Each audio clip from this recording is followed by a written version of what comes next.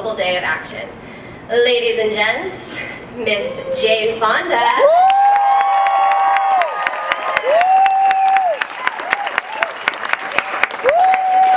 Thank you, Wendy, for those wonderful words.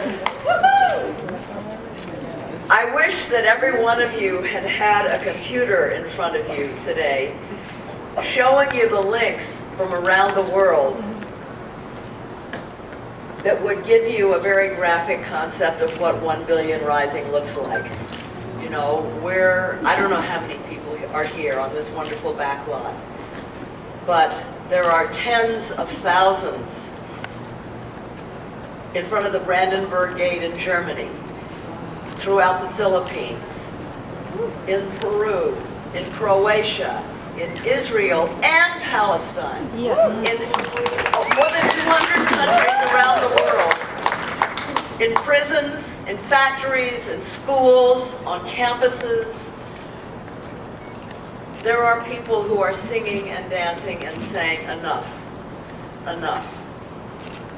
In Peru, there's a man named John Day who organized the 2 football teams that were in the Peruvian Super Bowl a few days ago, and both teams wore the 1 billion rising t-shirts during the Super Bowl. He also got all of the construction workers throughout Lima, Peru, to agree to make their construction sites free of sexual harassment.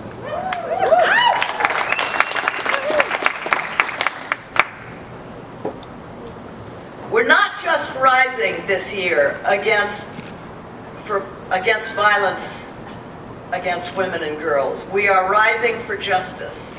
So this expands the focus to include economic injustices, social injustices. It includes corporations and businesses that don't pay their workers a living wage.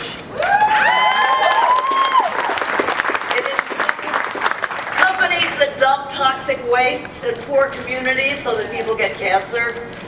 We're talking about justice in the big picture, of which violence against women and girls is a major one, because if we stop violence against women, the world will look like a very, very different place. I have a very personal relationship to this, like many of you do. My mother was sexually abused as a child, and every close woman friend I have has been incested, and I've studied this issue. And by the way, the #1 state-of-the-art rape treatment center in the country is in Santa Monica, California. All right. It deals with young children. Check it out. It is a totally amazing, amazing place. I'm really grateful that you're here.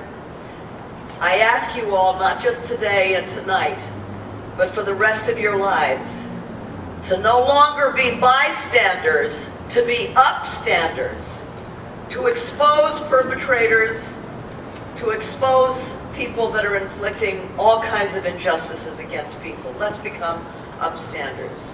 And let's believe children when they say they've been abused.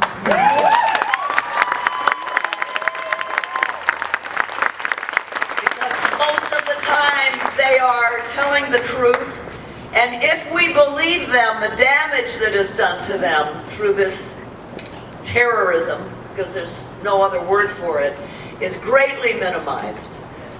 So let's believe the children, and bless you all for being here. Happy Valentine's Day.